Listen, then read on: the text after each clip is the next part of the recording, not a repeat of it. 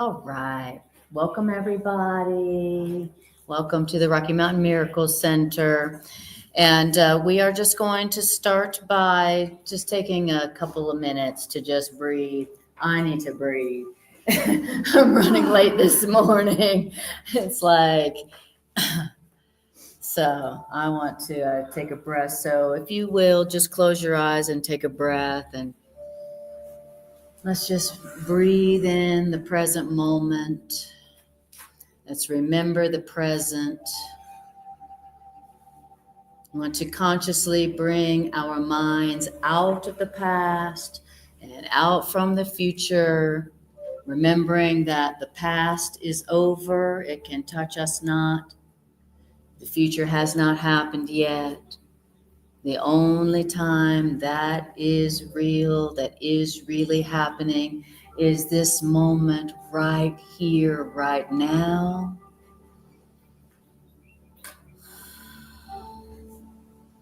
And we are going to practice the present, and we are going to enjoy the healing, inspiring power and peace that is always waiting for us in the present moment now.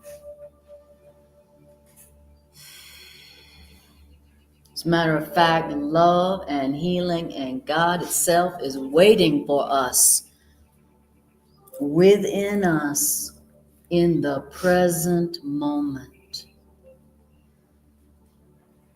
So let's breathe in the present, relax into it. We remember the present. Everything is here right now that we could need for peace and inspiration and joy and abundance and healing. It's all right here, right now, within us, just waiting for us to look for peace and healing where it is, where it always is, within us now.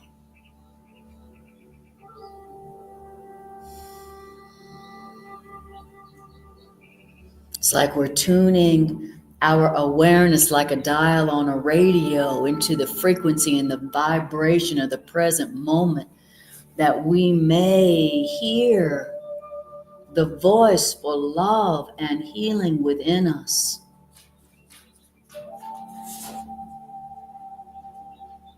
Waiting to remind us of our complete innocence and our grandeur and our power.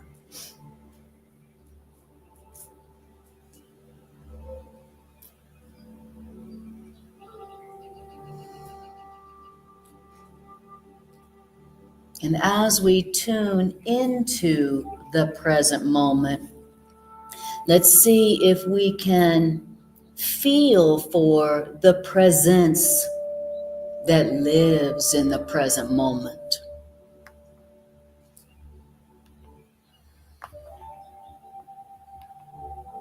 See if you can feel that presence, your loving right mind, the healer within you, your appointed friend,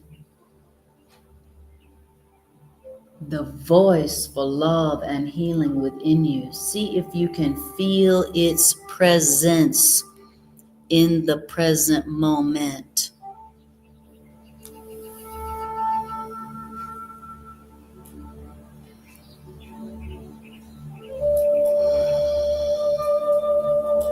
And as you feel for this presence within you, see if you can allow the feeling of this presence to enable you to feel not alone from within you. What does it feel like to feel not alone from the inside? Breathe that feeling in and let that feeling heal that sense of isolation and loneliness that we all feel sometimes when we forget that we are not alone. Just breathe that feeling in.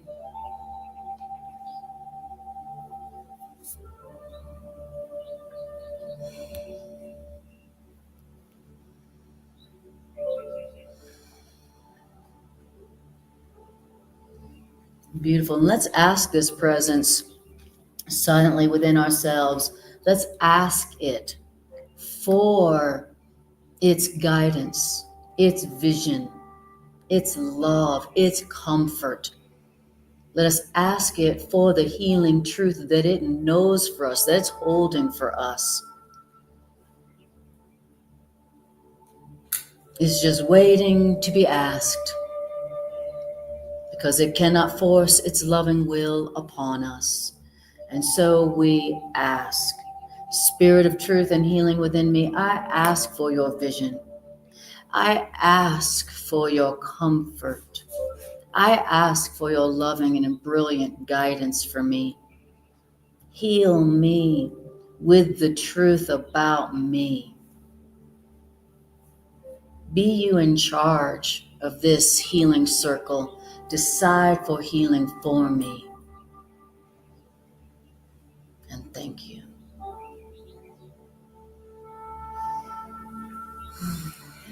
Beautiful. All right. Wonderful. So when you're ready, just take a breath and open your eyes and bring your awareness back to the room. All right. Okay. All right. Everybody, welcome back to now. It's a good thing nothing changed since last time you were here. You're still as innocent, still as lovable, still as worthy, still as deserving of everything. Wonderful. Okay, guys. So a very beautiful section for today. If you are in the blue covered edition, it is chapter 12, section 2, paragraph 4. And the sentence starts, remember what we said. Okay. I love it. All right. And Greg, are you in my, can you look at my Facebook page? It looks like we're live, but if there's some comments in there that need to be addressed by somebody besides me, would you be willing to do that? All right, guys. So if you are does anybody have the original edition, purple covered edition, black covered edition, original edition? You got the blue covered edition. Yes. It's paragraph, it's let's see, I'm gonna look at here. It is it's chapter 12, section 2, paragraph 4. Remember what, does everybody see it in the blue covered edition? Okay, great. Okay. So I have titled this, remember the way that I came to this today was I did the random numbers. First I prayed, I asked Spirit, what do you know that everybody who's going to be listening to this class, anytime they listen to it, today or in the future, you know what they need to hear. I don't. So decide for all of us what we all need to hear whenever it is that we're listening to this class. And it pulled up with a random number generator this section. And in the original title of this is Looking at the Cause of Fear. Looking at the cause of fear. So it's a section about looking at fear. Look, what is fear? How we tend to protect fear, hide from fear, distract ourselves from fear, and so never allow our fears to be shown to be the lies that they are. And so then we are constantly living in fear of them. And they never get corrected. Okay. So this is a section about how fears are uncovered, how they are unmasked, the truth about them, and how they are undone, how they are dissolved. Has anybody in here ever experienced fear? Okay. One honest person that, yes. Okay. And the Course in Miracles says we only have two emotions. Two. Doesn't it seem like we have so many more? And the two emotions the Course in Miracles says is love or fear. Love and fear. That's it. And everything else falls under the category of love or fear. That's all we're ever experiencing. Whether you're experiencing love or we're experiencing fear or a form of fear, something that is masking fear. Okay. So that's all we're ever experiencing. So literally you could read this book and every single term you see, you could literally substitute the word love or fear and understand exactly what it's talking about. So if everything is either love or fear, then in truth, whatever is not happy, peaceful, loving, abundant, joyous, free, is an expression of fear. And so as we hear about the truth about fear, you are uncovering the true cause of everything that you suffer from. Amen. Everything. Amen. Everything. So listen up today. So as we talk about fear today, I want you to think about, well, what forms is my fear taking today? And think about that as we go through it so that you can apply whatever you're hearing to whatever your form of fear is today, so that you can hear the truth about why it is that you're suffering, the truth about what you're really suffering from, my sweetie.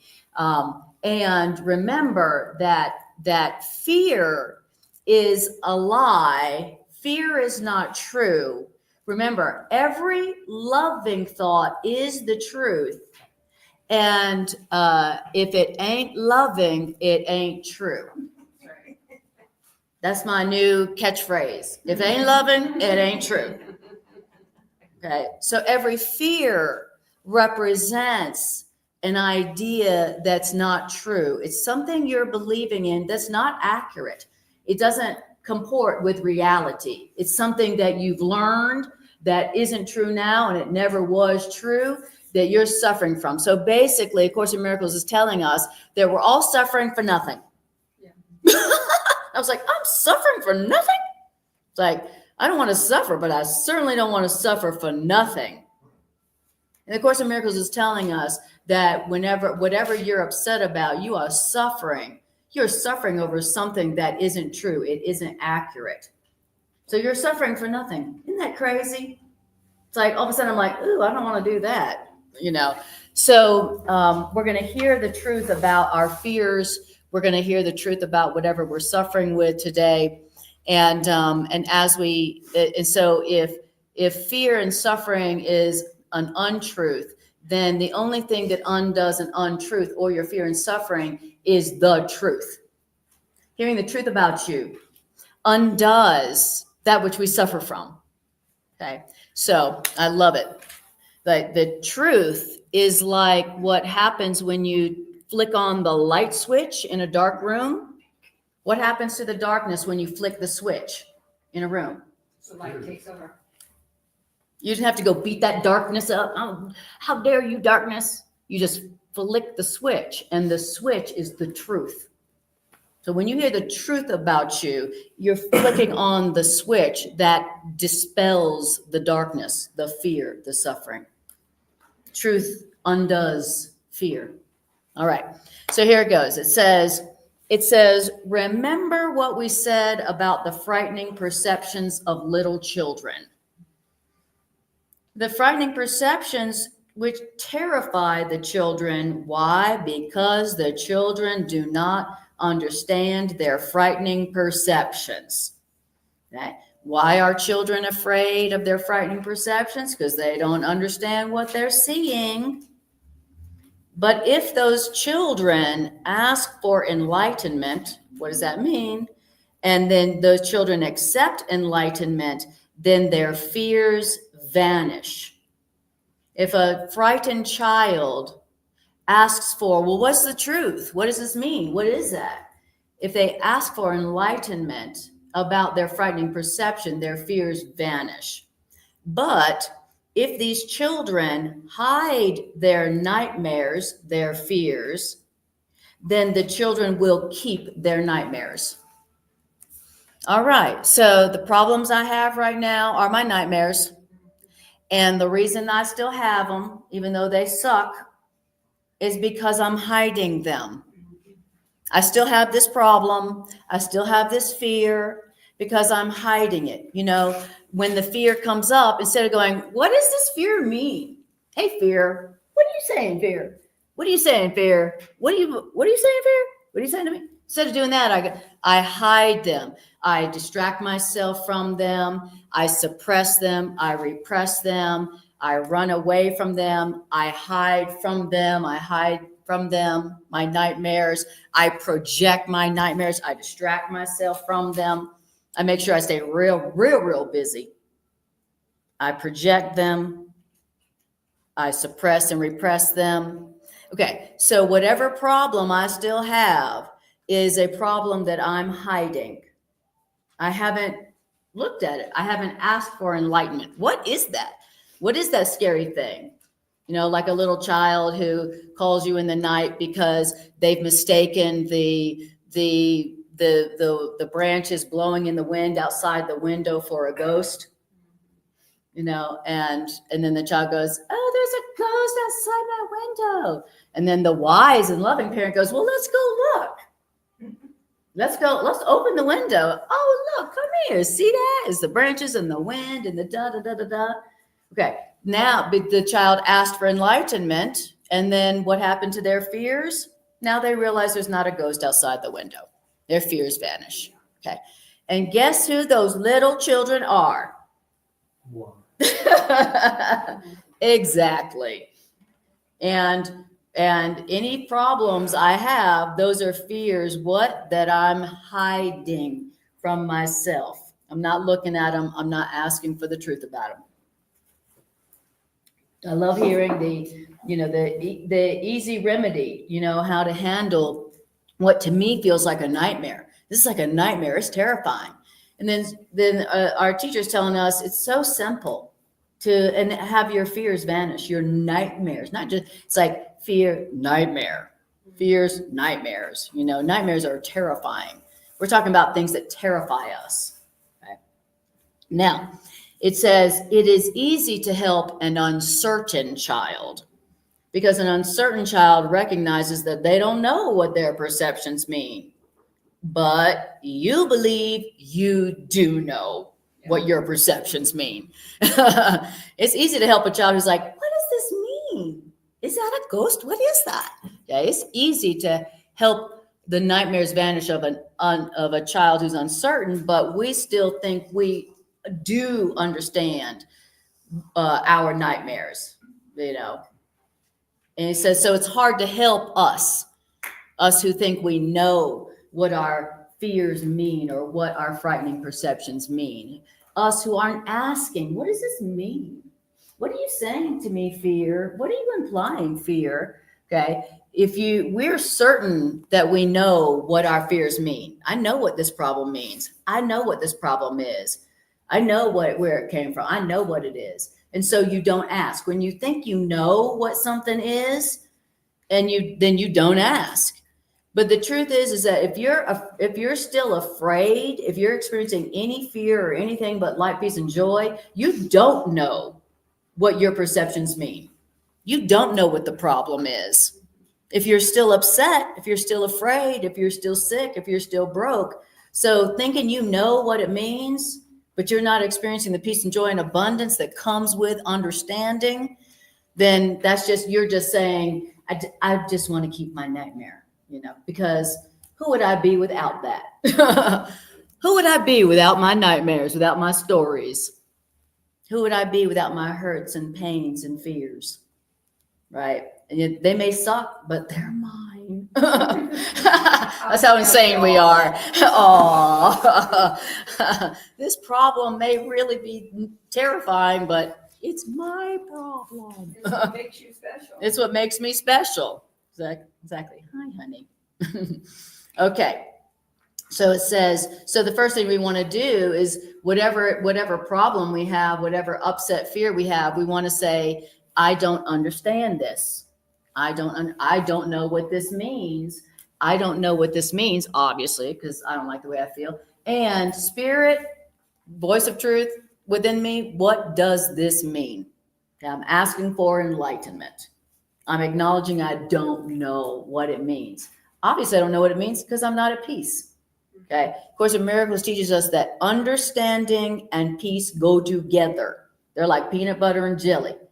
You know, to say, I know what this means, but I'm angry or hurt or scared, that you don't know what it means. You know, understanding and peace go together. All right. Then it says, little child, you are hiding your head under the cover of the heavy blankets that you have laid upon yourself. In other words, you are hiding your nightmares in the darkness of your own certainty, which means you are refusing to open your eyes and look at your nightmares. Okay, that's us.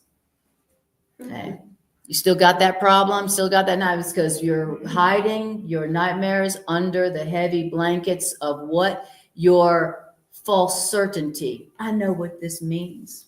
You know, and I should be afraid. Okay, beautiful. So I love adjectives because adjectives always give you something to think about, right? Mm-hmm. And so false certainty, Mm-hmm. right? So certainty is that knowingness that is true, and that's where my confidence comes from, Mm-hmm. right? So my confidence comes. So another way to say that is my false confidence. Yes, exactly. My false confidence. Exactly. It's like going, I know why they did that. I know what this means. I know what this is going on, but yet I don't have peace. That's false certainty. That's false confidence. Thinking you know what you're saying and know what it means to the point where you don't need to ask.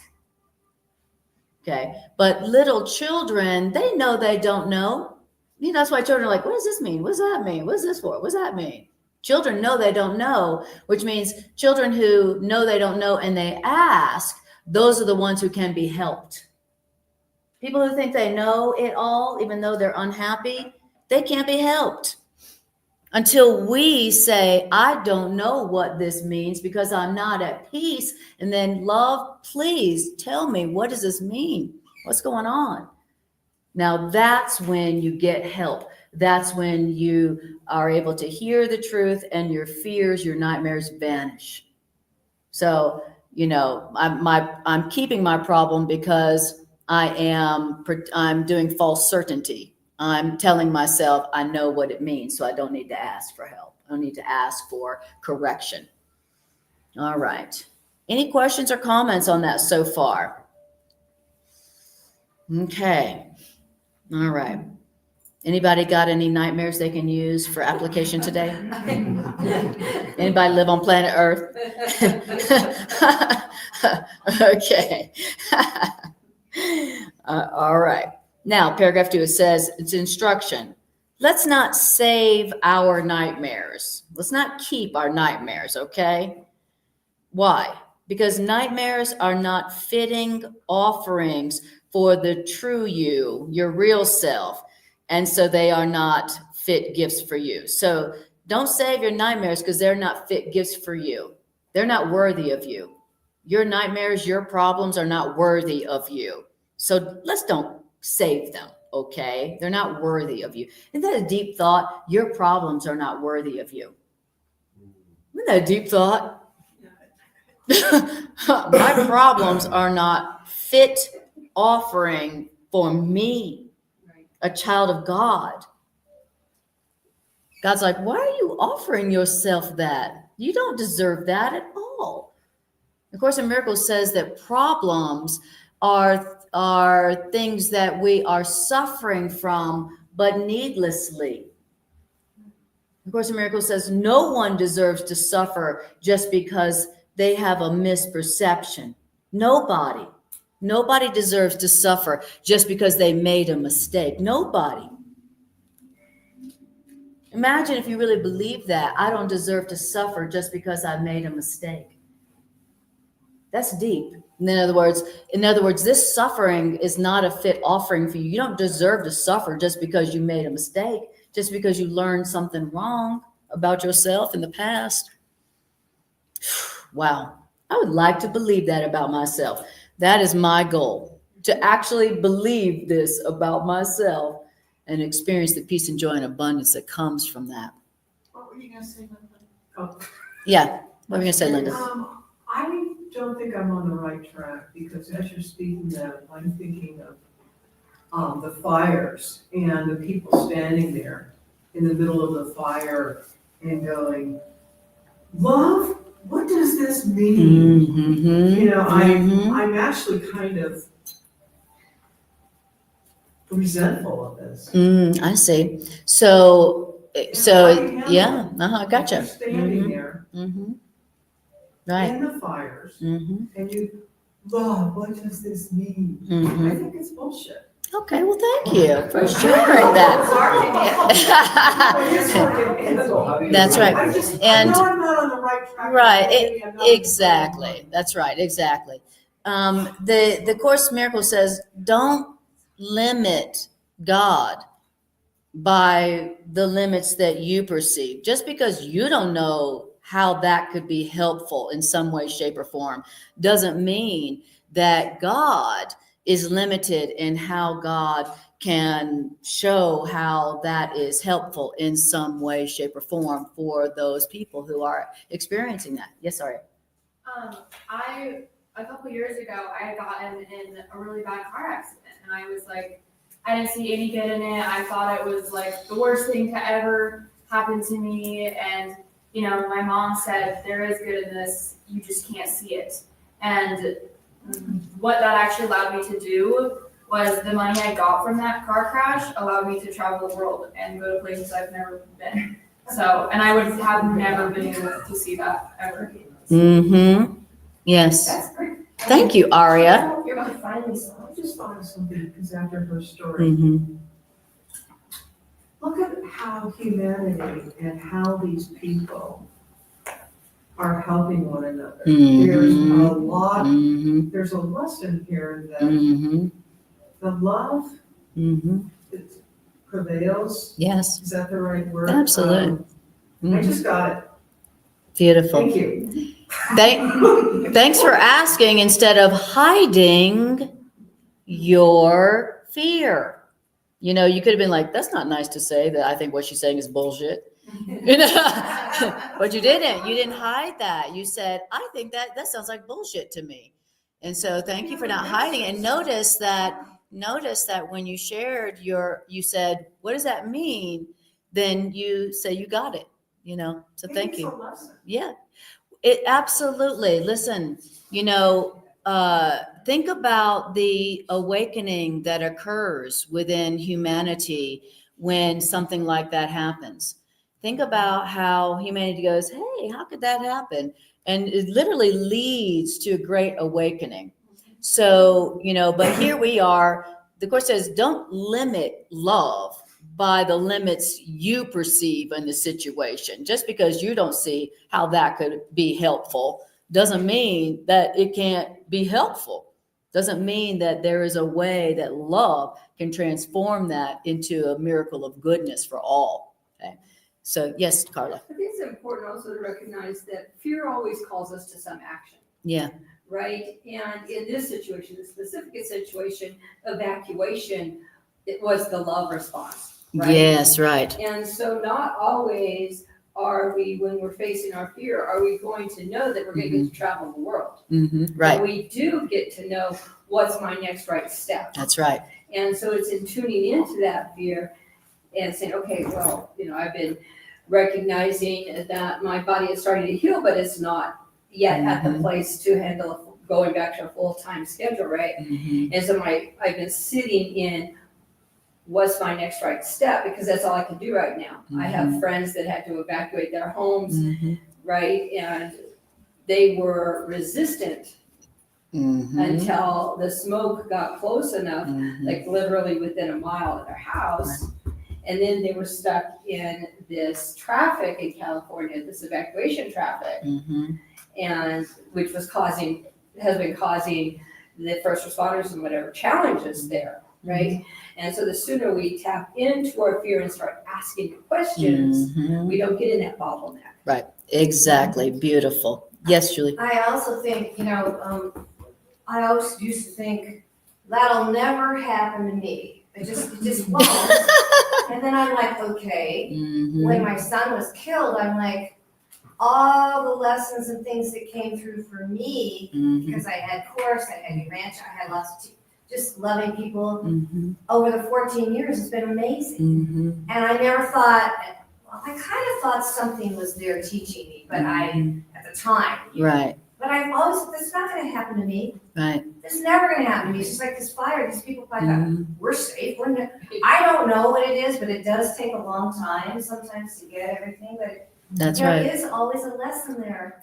Absolutely. Everything. Absolutely. There, Just saying. exactly. There's no nightmare that cannot be dispelled or transformed by real vision, by love. That's what A Course in Miracles is telling us. There is no catastrophe, nightmare, disaster, cataclysm that the ego can come up with that cannot be transformed by love, by truth, by spirit, by God. There is nothing, because otherwise there would be one illusion that's more powerful than God.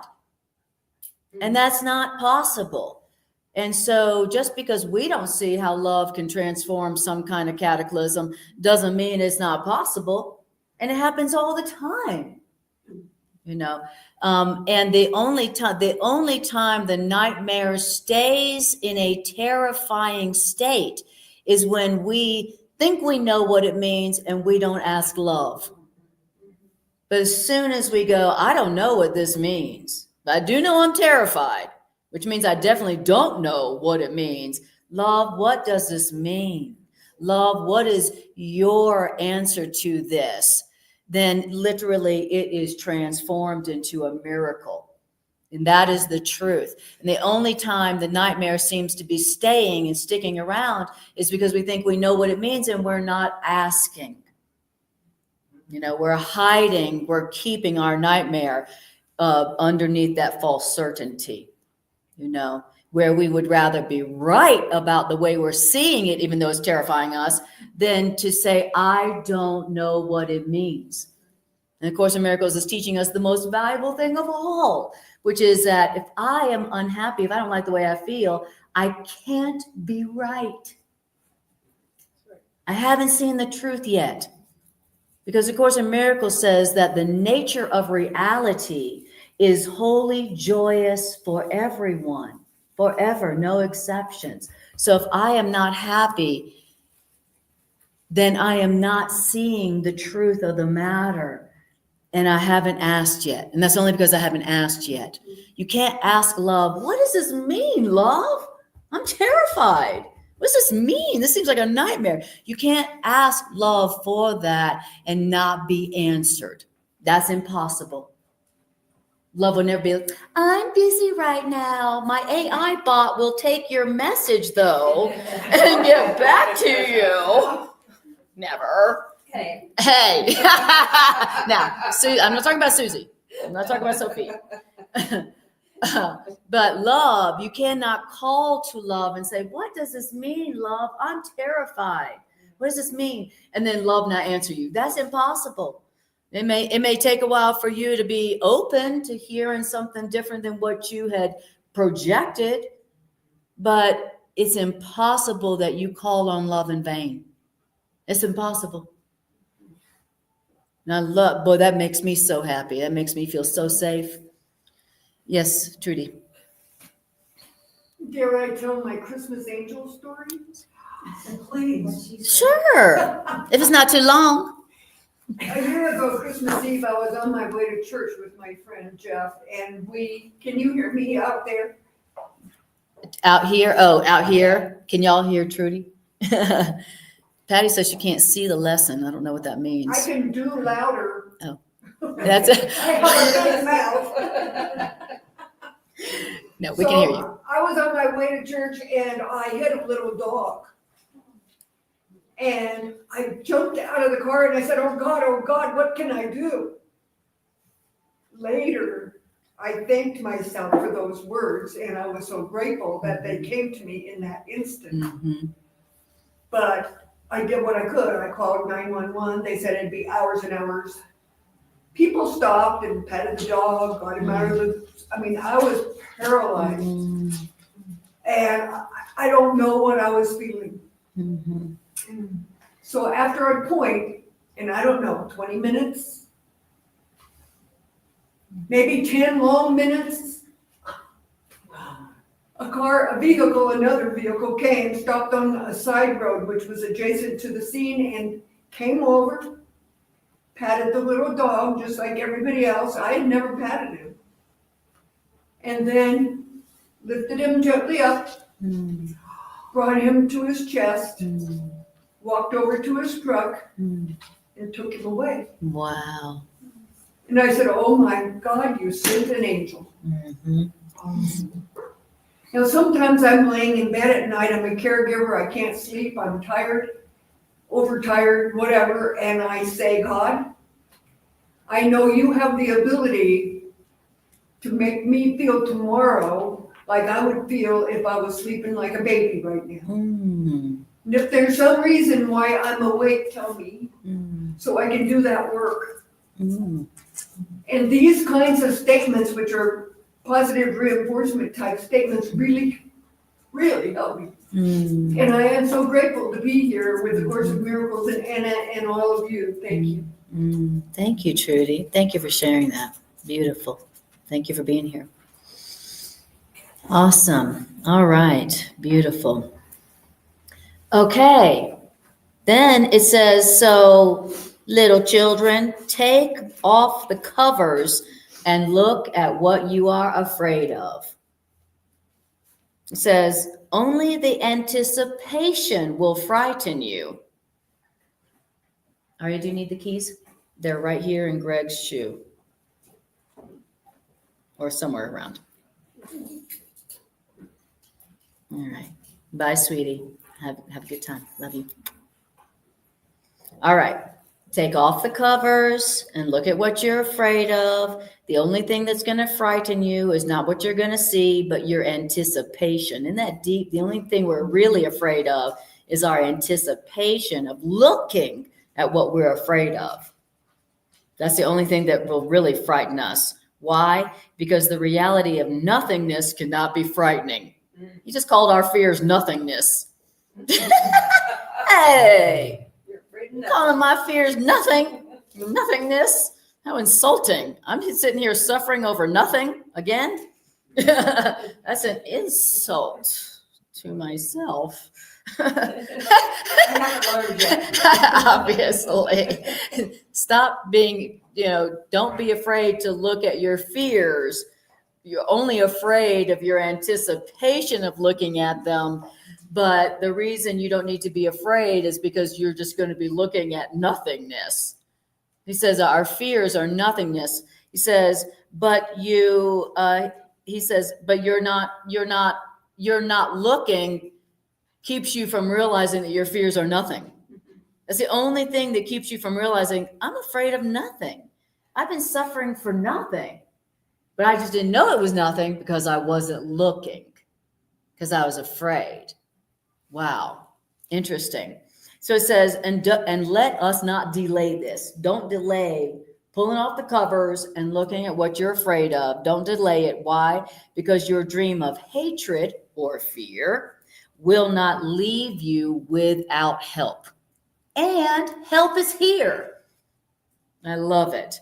Your dream of fear, this hatred will not leave you without help. We need help for it to leave us, and the help is here. Okay.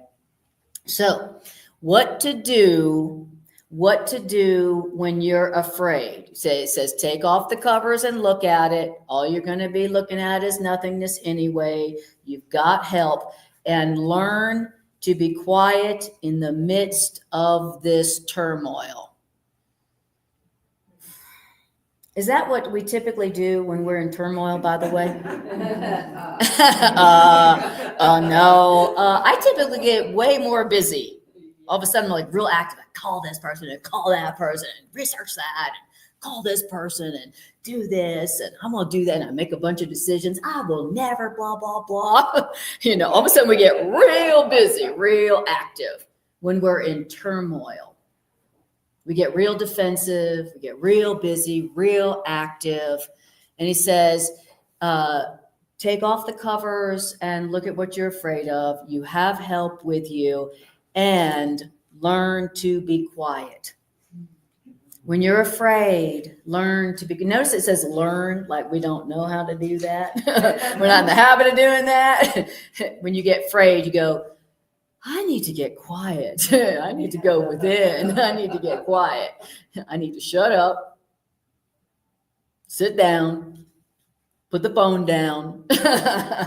Learn to be quiet in the midst of turmoil. Why? Because quietness is the end of this problem. Quietness is the end of turmoil. Quietness is the end of strife. So look at it. Remember, you're not alone, and be quiet. Yes. I had an experience where I work, and I work at Salon Spa on the Boulevard at Colorado Boulevard in Florida, and we have a lot of unhoused, drug-addicted people that have mental illness, and I parked at this location where I'm not supposed to park, and there's employee parking, but I always park up closer, and there was this man just screaming and yelling, and so I called the front desk and I said, you better call 911 and security. Well, no one ever showed up, so we're locking the doors and everybody's talking. They're talking about the watch repair store that was held up at gunpoint. Fear, but excitement and fear, and loving it, and drama. And ooh, and I thought about that. People really kind of get turned on by that. Absolutely. Obviously. It's $1 billion. It is exactly. That's right. Fear sells. It's so fear. There's so much going on. We've got to be really careful. I'm worried about my daughter walking out to her car. And it just kept spiraling. And I thought, this is kind of fun. It's exactly. Fun, but interesting. And that's what keeps it going. Like you said, it keeps it spiraling. It keeps it going. And so that's the opposite of being quiet. Right. What you're describing is the opposite of going, Spirit, what does this mean? And then being quiet enough to ask, to listen, to tune inward, to become quiet, to hear the voice for love telling you what it means. And the meaning that love always gives it that actually ends the strife is there's nothing to fear. Only love is real.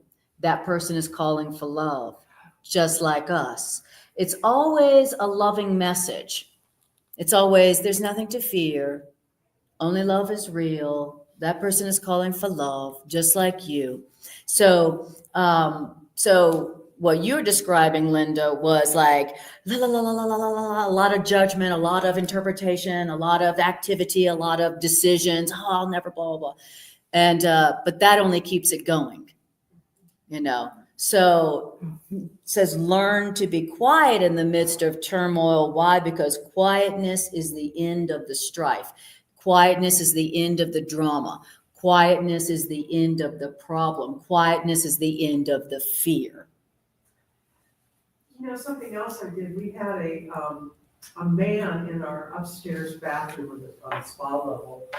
And there was an elderly or an older person that was watching him, or he was in the restroom for 30 minutes.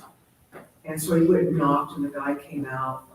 And I went out in the hallway with him and talked to him, and everyone said, oh, he's doing drugs in there, you know. And he was a little off, but I wasn't fearful. And he apologized. I mean, maybe he was doing drugs, but I didn't have fear. I had compassion. Yeah, beautiful. You saw it correctly. You know, instead of being afraid, you saw it correctly. You saw it through the eyes of love. What if he has a gun? What if he's shooting at? You know, I didn't, it was weird. I just came That's off beautiful. in peace, and I walked out with him. He was a very nice man. Beautiful. You were the angel in that situation. Okay, and it says, learn to be quiet in the midst of turmoil, because quietness is the end of strife, and this is the journey to peace. This is the journey to peace. So peace is the goal, peace is the answer, peace is the way, peace is the goal, peace is the answer, peace is the end of strife.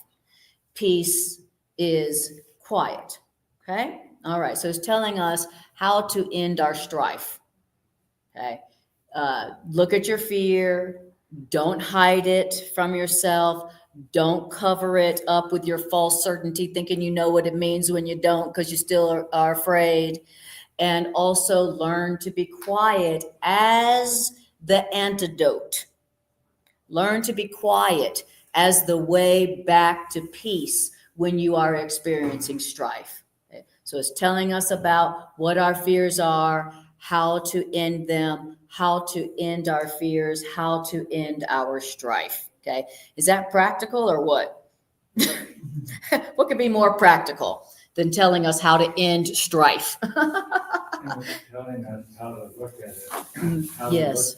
How to look at it, how to pull the covers back, Mm-hmm. is to be quiet. Yes, And very good. quiet, that in itself gets rid of your interpretation of the matter. That's exactly And right. when you get rid of the interpretation, it allows space for another perception to come in. That's right. A peaceful one. Very good. Yes. And then I know you and I, both counselors, see this. Do you believe that sometimes we don't go this path because peace isn't a prize? Yes. Ari and I were talking about that on the way in here, that we don't do that, not because it's difficult. You know, I can't do that. That's difficult. We do it because we don't see peace as the prize. We don't value peace. We value the strife. We value the drama, you know. And so, you know, that's why we don't do it. Not because it's difficult, but, you know, what am I going to be without my strife? What am I going to be without this problem? You know, how am I going to manipulate people with guilt to change for me if I'm at peace? You know, if I'm going to manipulate people with guilt to change for me, I have to be not very happy. You know, I can't be, nobody's going to change for me and do what I want them to do and follow my script if I'm happy. Right? Okay. So for a lot of us, peace is seen as a sacrifice. You know, how am I going to get them to do my way? How am I going to get them to feel guilty enough to do what I want them to do? And it's boring, of course. That says, and that the only person who would say peace is boring is someone who hasn't experienced it yet. I think. And when you do experience peace, you're like, dang, this is good stuff right here. Why didn't I choose this one sooner? Okay. This is my crack. Exactly. Peace is my crack. Exactly. That's a good bummer. We won't go there. Okay. There's so much I could say about that right now, but I'm not going to channel on that right now. Thank you so much. Okay, you're so welcome. See, everybody heard exactly what I was going to channel on that, and they laughed without me having to say that. I love it. All right. Okay. So then in paragraph 3, it's giving us more instructions of how to allow our fears and our strife and our turmoil to be undone. Okay. Here goes. It says, look straight at every image that rises to delay you or frighten you. Why? Because the goal of peace is inevitable, because the goal of peace is eternal. So look straight at everything that frightens you, because because peace is eternal. You're going to come back to peace eventually. So why delay it? Do it now. You're going to be peaceful eventually anyway. Why? Because peace is the only thing that's inevitable. Turmoil ends. Strife ends. Problems end. Peace does not. You're going to come back to peace eventually. Why not now? So don't delay looking straight at everything that frightens you, at every image that rises to frighten you. Don't wait being like, ooh, I don't want to look at that. I don't want to look at that. Listen, you're going to come back to peace anyway, so just do it now, okay? I love that. I love that. Only peace is inevitable. What a deep thought. Only peace is inevitable. So if peace is inevitable, why am I sitting here wasting time with something that's going to end anyway and it's not true? It's not true. It's not going to last. And why am I sit here and delay my peace? I think it's more about being able to find peace in every situation, no matter what the circumstances are, instead of just waiting for peace, a peaceful situation. Very good. Exactly. That's exactly what it's saying. And it says the goal of love or peace is but your right, and it belongs to you despite your preferences. Okay. What other preferences do I have besides peace? Come on. You know, it's like whatever I'm experiencing besides peace, that is my preference. That is what I prefer besides peace. But that's why peace is inevitable, because the goal of peace, the goal of love is yours despite your preferences. Despite my preferences for strife and turmoil and conflict, thinking I'm right, peace, the goal of love is my right. Peace is my right. Now, and that's because you still want what God wants, and no nightmare can defeat you, a child of God, in your purpose for peace. I love it. She's reminding us, I still want peace, just like God wants for me. God wants for me only peace. I still want only peace. That's my goal, and that's my right as a child of God. And this problem, this nightmare cannot defeat me in my goal for peace and my right to peace that is inevitable for me. Thank you, God, for that. So what if you were telling yourself that about your problem? What if that's what you were telling yourself about your problem? That would be different, eh? That would be a different interpretation of your problem. This problem cannot defeat me in my goal to be happy, because that's what God wants for me. And so that's my right as a child of God. That's my inheritance. And so this problem can't defeat me. It can't defeat my happiness. What if that's how you were interpreting this problem? What do you think would happen to that problem? It would become inconsequential. It would become unconsequential. It would vanish. It would vanish. If you told yourself, my goal is still to be happy. That's my will. That's what God wants for me. That's why it's inevitable. And it's my right. It's my right to be happy despite this problem. This problem can't defeat my ultimate inevitable happiness. This problem is nothing compared to the happiness that God wants for me and that I want for me, and that is inevitable. And it is my right as a child of God. That deep happiness and peace and love is my right as a child of God. And no problem can defeat that for me. So this problem is just, what did it call it?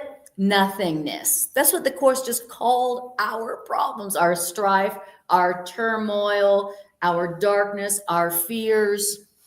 Nothingness. It won't work. What if we told ourselves, this problem won't work? This problem won't work to keep me from being happy, because nothing can keep me from what God willed for me as a child of God. Or else that problem would be more powerful than God. So this actually reminds me of the introduction, the third sentence. Only the time you take it is voluntary.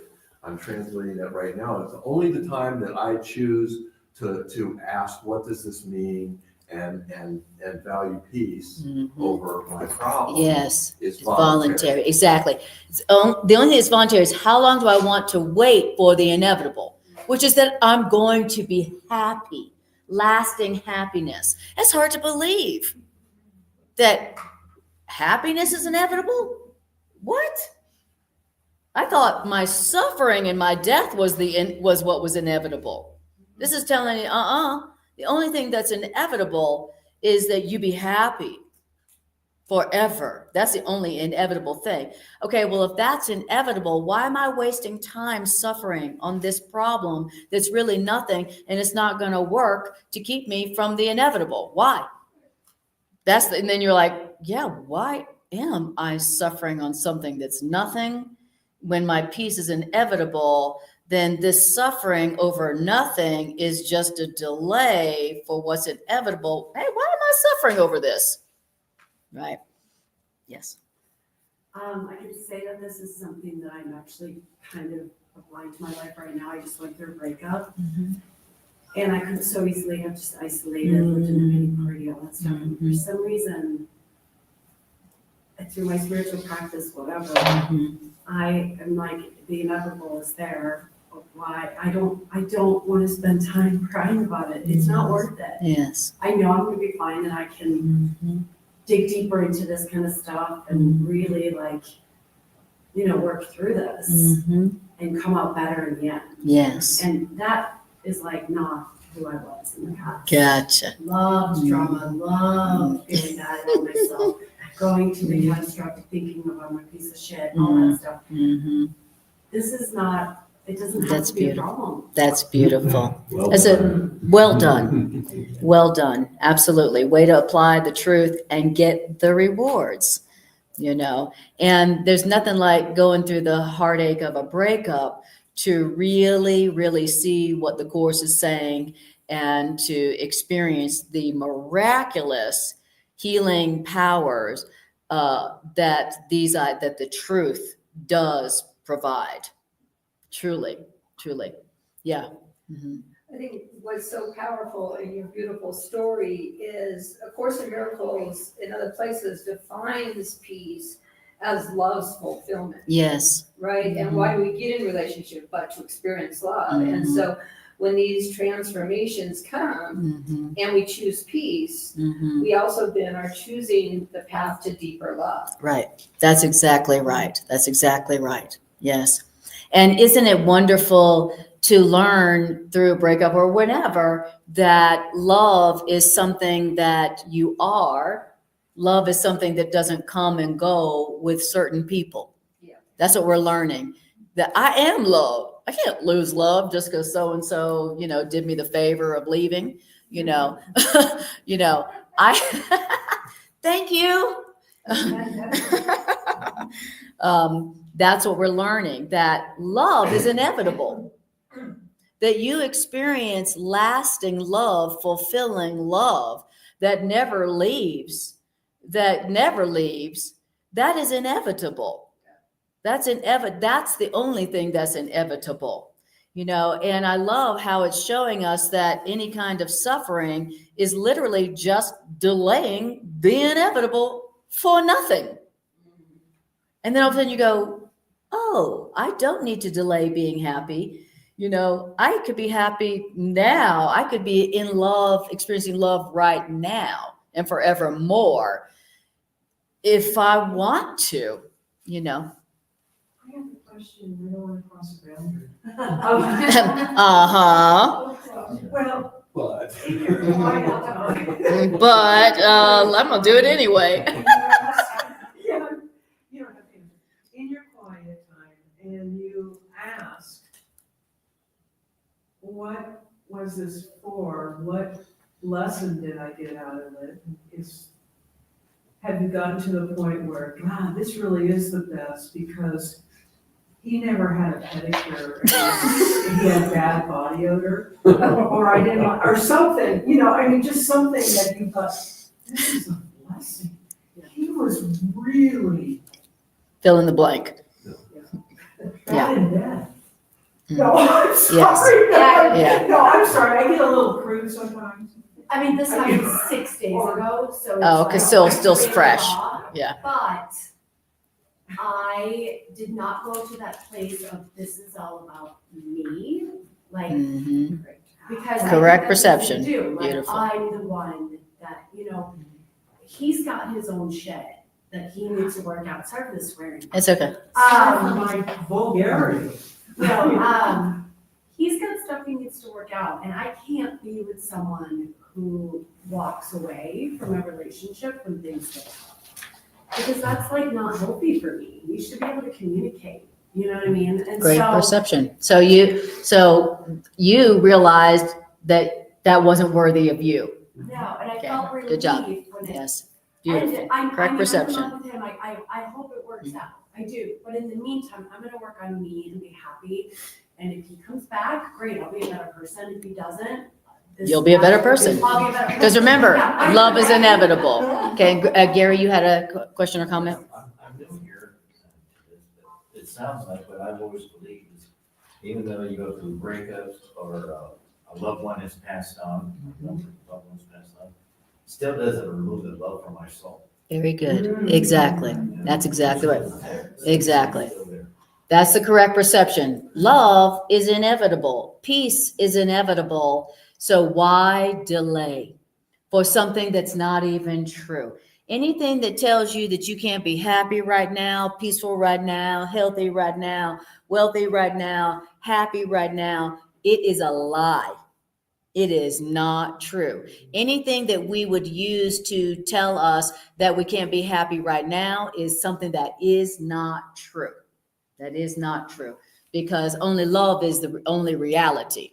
Yes, Carla. So this section is telling us to look at the fear and ask, what is it presenting, right? What is it presenting? And what Gary just said highlighted something. There's a section in course where it says that love, once it has begun, cannot stop, does not end, Mhm. right? And one of the big fears we have in relationships is they leave, the love leaves. That's exactly right.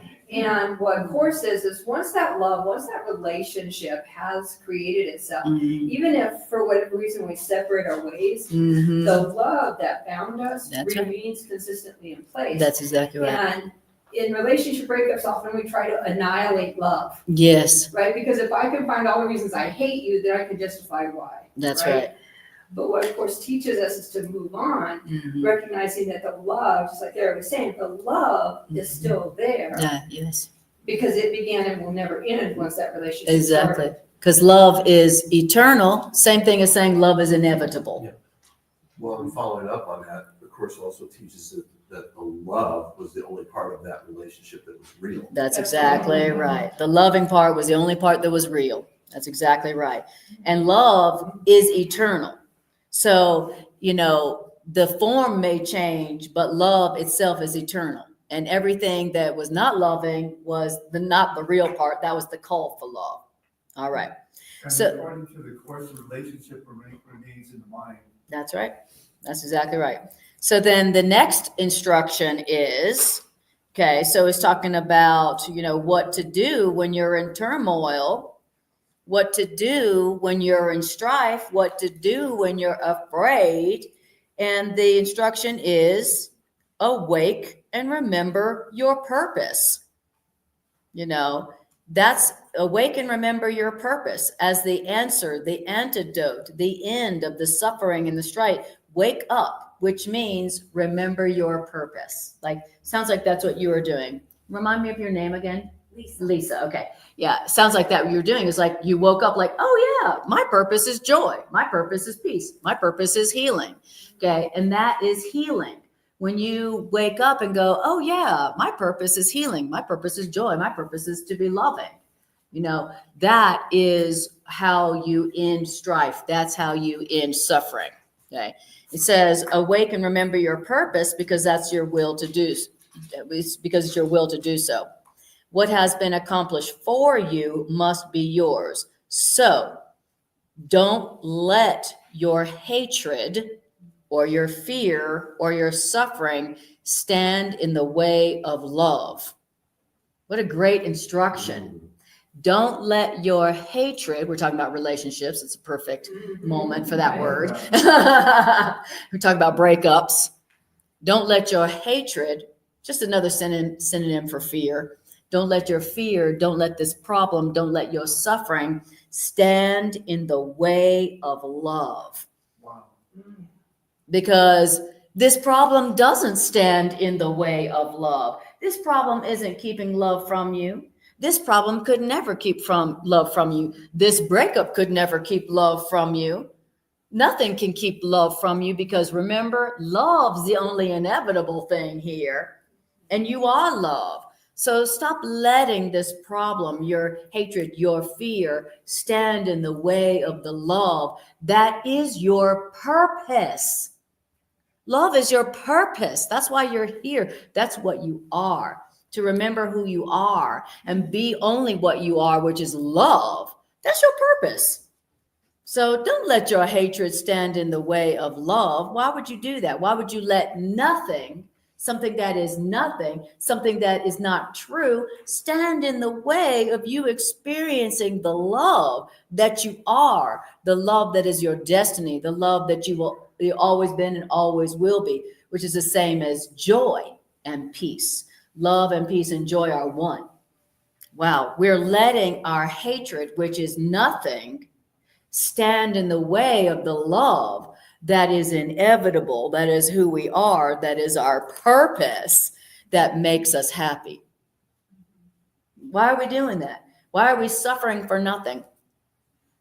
And that it's just such a deep thought to think that we are suffering for nothing. It's like, it sounds like, Lisa, you were like, I don't need to suffer for nothing. Why am I going to need to suffer for nothing? You know, it was a blessing. It was a gift. It was a release, you know? And, you know, so that's what it means to look straight at your fears and ask for love's perception, love's interpretation. What does this mean, love? What does it mean that my house burned down in the fire? What does that mean? What does it mean, love, that this person left me? What does it mean, love, that I have that I'm having this turmoil? What does this strife mean? What does it mean? Okay. All right. I mean, it means that all the things you were worshiping and valuing besides the love you are went away. You're welcome.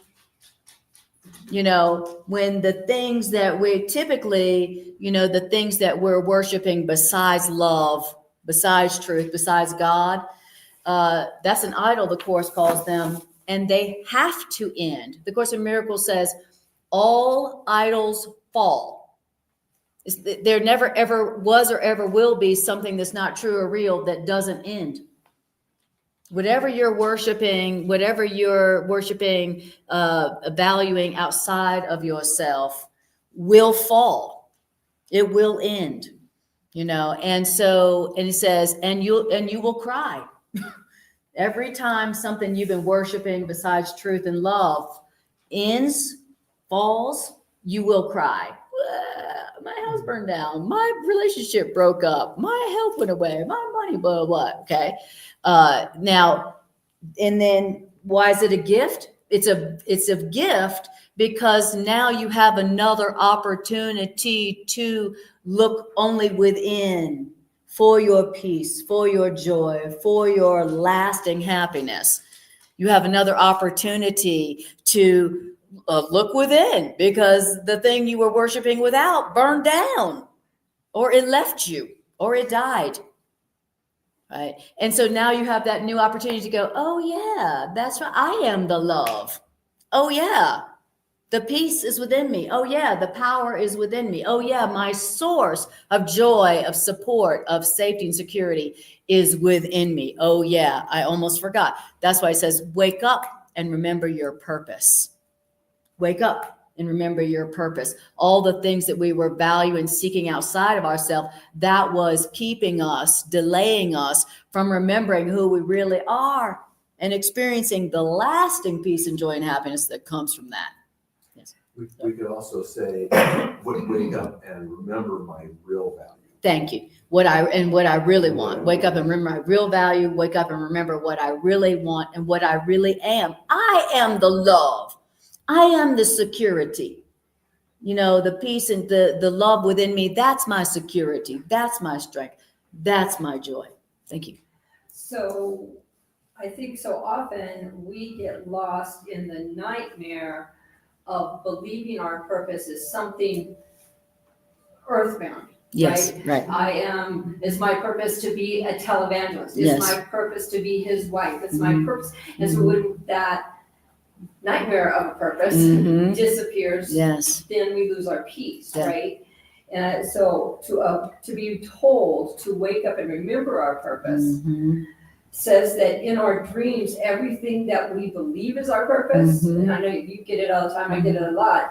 I just want to find my purpose, right? Right. How many people go to positive development people to find their purpose? Right. Our purpose is to be the being of love that we are. Exactly. To be happy, to be what we are. Isn't that deep? All the seeking and searching and that we are doing, all for the purpose of going, I am the love that I was seeking. That is your purpose. And that is your purpose, is to wake up to who and what you are, to wake up to what you are so that you are not forevermore seeking futilely for what you cannot find without.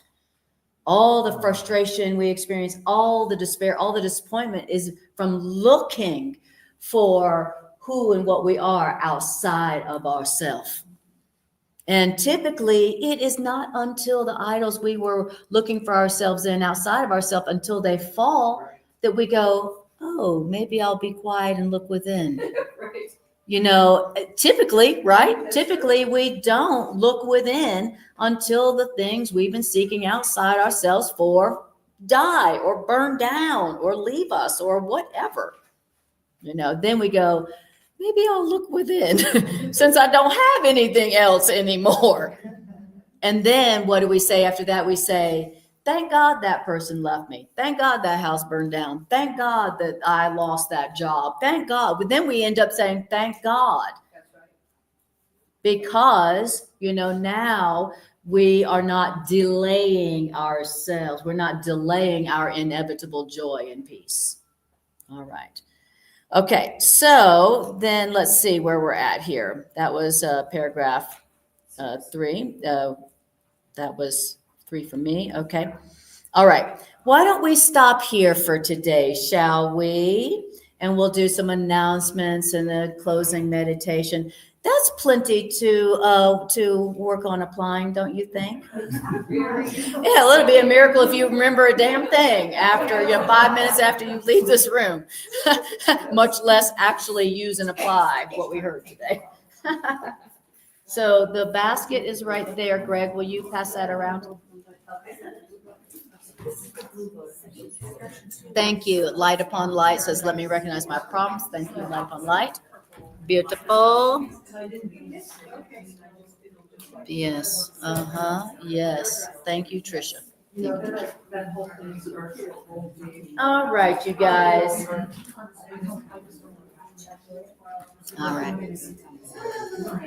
All right, you guys. Now I'm going to do some announcements. Bye, Julie, sweetie. Bye, Anna, sweetie. All right, I just want to tell you guys here, thank you, you guys here in the Miracle Center. Thank you so much for your contributions, for your love offerings. Thank you for supporting the Miracle Center with your money. Thank you so much for supporting the Miracle Center with just being here, your presence, bringing your bodies here. Thank you for being here. You guys watching online, YouTube or Facebook, if you would like to give a financial expression of appreciation for this class or for the Miracle Center, then you can go to the Miracle Center website, which is here on the screen, and make a donation. And thank you for that. Also, if you would like to support the Miracle Center or this Course in Miracles ministry, and another way to do that is to do a super chat, a YouTube super chat. And also, if you're watching on YouTube, like, share, and subscribe. That's a wonderful way to let the algorithm know that these ideas are important and valuable for humanity, and it pushes this class out to more people. So thank you for doing that. All right. Okay. All right, you guys. So now we're going to do what I often do at the end of my class. We do an integration meditation where we take the ideas and we're going to use them. Okay, I know that sounds strange to actually come to a course class and actually use the ideas, but we're going to do something radical, and we're going to use them in a guided meditation here. Okay. Because it's only by using them that we will see that they are true. It's only by using them that we will experience the liberation and the release and the miracles that come from using them, which means applying them to whatever we're going through today. All right. So if you haven't already, I want you to close your eyes and just take a breath. And just notice how you feel right now, having heard these ideas, or tuning inward, noticing how we feel, having heard these ideas about how to undo fear, how to allow our fears to vanish right before our eyes.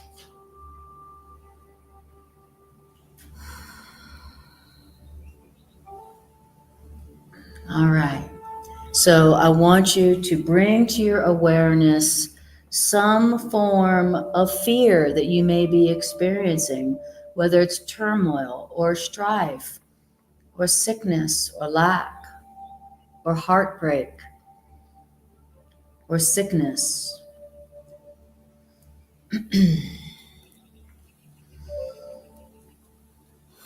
Bring that to your awareness. And now let's tell ourselves the truth about these nightmares that we heard in this section today. So the first thing I want you to tell yourself about this particular form of fear, this nightmare, is I want you to tell yourself that this is a frightening perception. This is a frightening perception that I am having.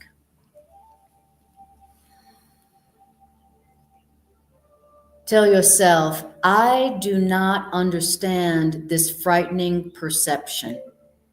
I don't understand what I'm seeing. I don't understand what it means, because I am frightened right now. And I can't understand the truth of the matter and still be frightened. So I do not understand this frightening perception that I am having right now. And then ask for the truth from the voice for love within you, the voice for God within you. Say, I do not understand what this frightening perception means, but I am asking you, love, what does this mean? What is this?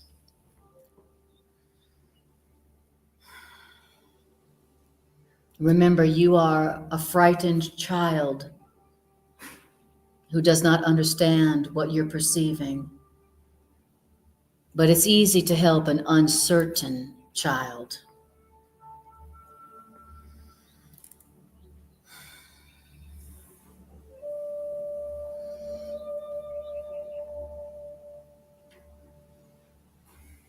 And then we're being told, take off the covers that you are hiding under and look at what you're afraid of. So let's do that in our minds. Take off the cover, whatever it is that you've been using to distract yourself, whatever you've been using to cover this fear, this nightmare. Whatever way that you have been using to not look at this fear, what you're afraid of, take off that cover and let's look at what you're afraid of. Realizing that what you're going to be looking at is truly not true. As you're pulling off the cover of your fear, remember what you're going to be looking at is something that is not the truth about you. It's not the truth about them. It's not the truth about life. It's not the truth about love. All you're going to be looking at is what is not true. Because only the loving thoughts are true. Only the love is true. Only the love is real. So remember that as you look straight at your fear. And now learn to be quiet in the midst of your frightening perception. So we're going to practice looking at your fear and being quiet. Because quietness is the end of this nightmare. And we are on the journey to peace.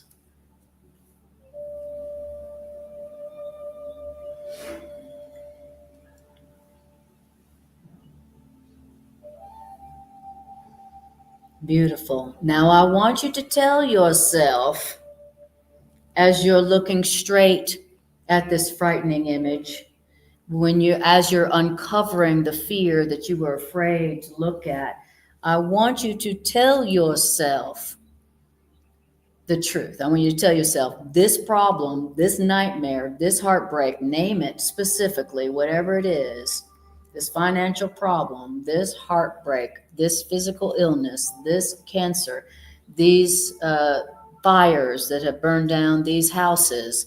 I want you to tell yourself they will not last. This problem, this nightmare will not keep me from being happy and abundant and healthy and at peace. This problem, this nightmare will not work because my peace, my happiness, health, and wealth is inevitable.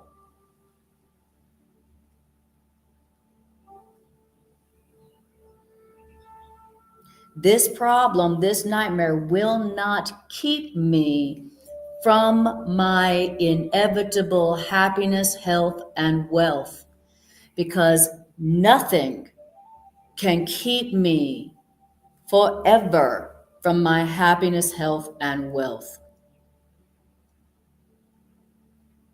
Because God's will for me is my lasting happiness, health, and wealth. And that's my will for myself. And so this nightmare, problem, strife, suffering will not keep me from my happiness, health, and wealth. It won't work. And take a breath.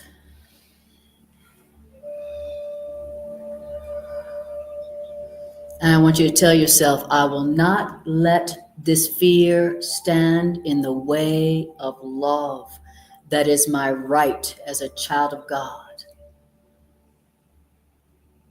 No longer do I let this fear, this hatred, this problem, this strife stand in the way of the love that is my right and my inheritance as a child of God.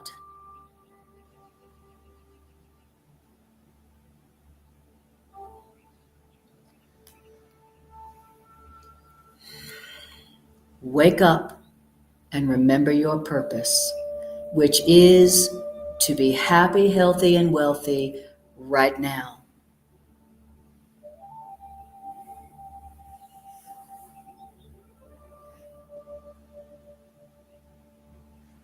My purpose is to accept my inheritance as a child of God, which is happiness, health, and wealth now and forever. That's my purpose. And I accept my purpose now. I will wake up.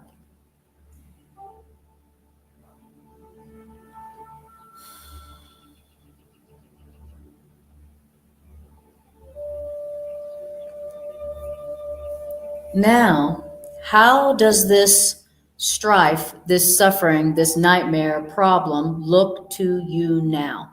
How does it look to you now? How do you feel about it now?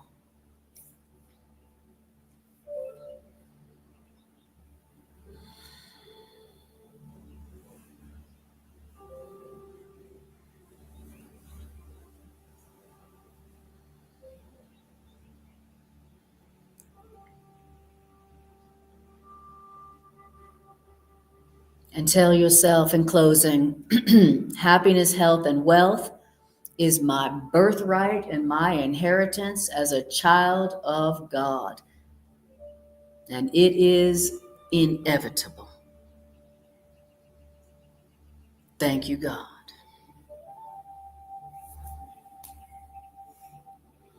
All right. Beautiful. And then when you're ready, just take a breath and bring your awareness back to the room. All right. Thank you guys for being here. Thank you guys for actually bringing your bodies out here when I know you could have watched online. Thank you guys for watching it online. Thank you for sharing, and subscribing and sharing it on Facebook. I really appreciate that. Thank you for supporting the Miracle Center in whatever way you have done. Thank you guys for supporting the Miracle Center. And may the course be with you. The course is with you. Despite your preferences. All right. And thank you guys online. Appreciate you guys.